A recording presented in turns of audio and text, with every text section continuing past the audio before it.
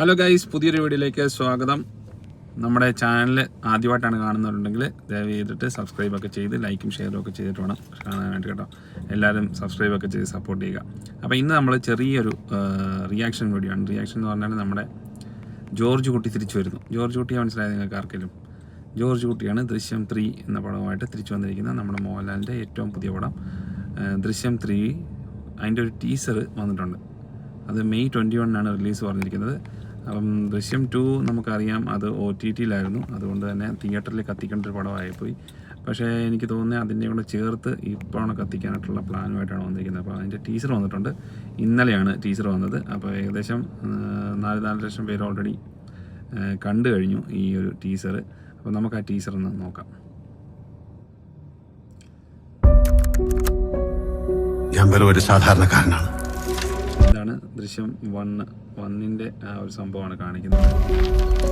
എന്റെ ഭാര്യയും മക്കളും അടങ്ങുന്ന ഒരു കൊച്ചു ലോകം. ആ സ്വകാര്യതയിലേക്ക് ക്ഷണിക്കപ്പെടാതെ ഒരു അതിഥി വന്നു. ഞങ്ങളുടെ കുടുംബം ശിഥിലമാക്കാൻ കെൽപ്പുള്ളൊരു അതിഥി. വരുൺ പ്രഭാകർ എത്തിയതാണ് പറഞ്ഞത്. ഇത് ഈ ഡയലോഗുകളെല്ലാം 2013 വന്ന ദൃശ്യം 1-ന്റെ മെയിനായിട്ടുള്ള ഡയലോഗുകളായിരുന്നു. അതാണ് ആദ്യം തന്നെ കാണിക്കുന്നത്. ഇനി ഒരിക്കലും തിരിച്ചു വരില്ല എന്ന ഉറപ്പോടെ എന്നേക്കുമായി ആ അതിഥിയെ ഞങ്ങൾ മടക്കി അയച്ചു. 2021, അതായത് ദൃശ്യം 2 വന്ന വർഷത്തിൻ്റെയാണ് കാണിക്കുന്നത്. അപ്പോൾ ഇത് വന്നിപ്പം OTT-യിലായിരുന്നു കൊണ്ട് തന്നെ തിയേറ്ററിൽ നമുക്ക് അങ്ങോട്ട് ഭയങ്കരമായിട്ടൊരു എക്സ്പീരിയൻസ് നമുക്ക് ചെയ്യാൻ സാധിച്ചില്ല. അപ്പോൾ ദൃശ്യം 2-ന്റെ ഡീറ്റെയിൽ ആയിരിക്കാം ഇനിയും കാണിക്കുന്നത്. It's like a case that is closed but will never close. സത്യത്തിൽ നമ്മൾ അയാളെയല്ല നിരീക്ഷിച്ചുകൊണ്ടിരുന്നത്, അയാൾ നമ്മളെയാണ്. ഇത് ദൃശ്യം 2-ന്റെ ക്ലൈമാക്സ് സീൻ കഴിഞ്ഞിട്ടുള്ള ആ ഒരു ഫിനിഷിങ് പാർട്ടാണ്. അതാണ് കാണിക്കുന്നത്. 2026 ദൃശ്യം 3 2026 അതാണ്. ഇപ്പം ടീസർ തുടങ്ങുന്നേ ഉള്ളൂ. അപ്പോൾ ഇത്ര കാണിച്ചത് രണ്ടും പഴയതിൻ്റെ 2 ഭാഗങ്ങളായിരുന്നു.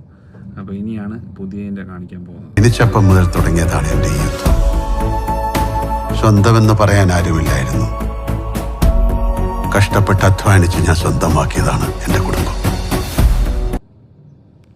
ആ ഒരു പഴയ ഡയലോഗൊക്കെ തന്നെ കുടുംബത്തിന് വേണ്ടിയിട്ട് കഷ്ടപ്പെടുന്ന ജോർജ് കുട്ടീനെ മാത്രം കേന്ദ്ര കഥാപാത്രമാക്കിക്കൊണ്ട് കാണിക്കുന്ന ഒരു സംഭവം. അതാണ് ഇപ്പോൾ ഒരു പള്ളിയുടെ ഒരു പശ്ചാത്തലത്തിൽ നിന്നാണ് ഈ ഒരു ഡയലോഗ് കാണിക്കുന്നത്. അത് തകരുമെന്നൊരു ഘട്ടം വന്നപ്പോ മുന്നും പിന്നും ചിന്തിക്കാതെ പ്രവർത്തിച്ചു പോയി. അതിനിടയിൽ ആരൊക്കെ വേദനിക്കുന്നെന്ന് ഞാൻ മനസ്സിലാക്കിയില്ല. ഇപ്പൊ പേടിയാ സാറേ. ഇപ്പോൾ പേടിയാ സാറേ. അതെന്തിനാ പള്ളി ദൈവം തമ്പുരാൻ ഇപ്പം സാറെന്നൊക്കെയാണ് വിളിക്കാൻ തുടങ്ങി, അതോ വേറെ എന്തെങ്കിലും ആണോ? ഈ ജിത്തു ജോസഫ് ആയതുകൊണ്ട് ചിലപ്പം ആൾക്കാരെ ഒന്ന് ഇതാക്കാൻ വേണ്ടിയിട്ട് പള്ളിയിലെ സീനും ഡയലോഗ് വേറെയും ചേർത്തൊക്കെ കാണിച്ചേക്കുന്നതായിരിക്കും. വിശ്വസിക്കാൻ പറ്റത്തില്ല പുള്ളിയുടെ കാര്യമായതുകൊണ്ട്. ഏതായാലും ദൈവം തമ്പുരാനെ സാറേ എന്ന് വിളിക്കാനുള്ള വിവരക്കേടൊക്കെ ആയോ ജോർജ് കുട്ടി? ഇല്ലല്ലോ. അപ്പോൾ ഇത് എനിക്ക് തോന്നുന്നു അങ്ങനെ ആയിരിക്കും സംഭവം. ഇതുപോലെ ഇനി ആരൊക്കെ ഉണ്ടെന്ന് എനിക്കറിയില്ല.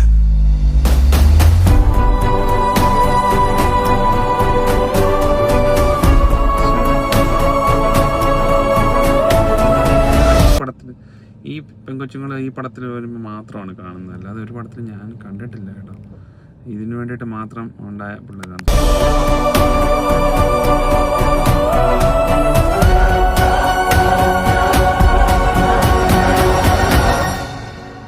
ജിത്തു ജോസഫ് 21 മെയ്.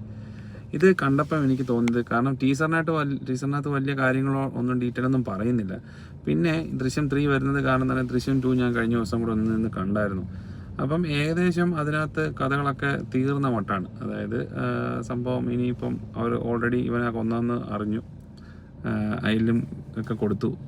അപ്പം അതിനകത്ത് തന്നെ ഇവനെ കൊന്നുള്ള കാര്യം അറിഞ്ഞു. ഇനിയിപ്പോൾ ഇവനെ പിടിക്കാനുള്ള പരിപാടികൾ എന്നാണെന്നാണ്. അതിൽ നിന്ന് നമുക്ക് പുതിയൊരു കഥയ്ക്കുള്ള വഴിയൊന്നും നമുക്ക് കണ്ടില്ല. പക്ഷേ ജിത്തു ജോസഫിൻ്റെയൊക്കെ തല ഏത് വിധത്തിലാണ് പ്രവർത്തിക്കുന്നതെന്ന് പടം കാണാൻ തന്നെ നമുക്ക് അറിയാൻ പറ്റത്തില്ല.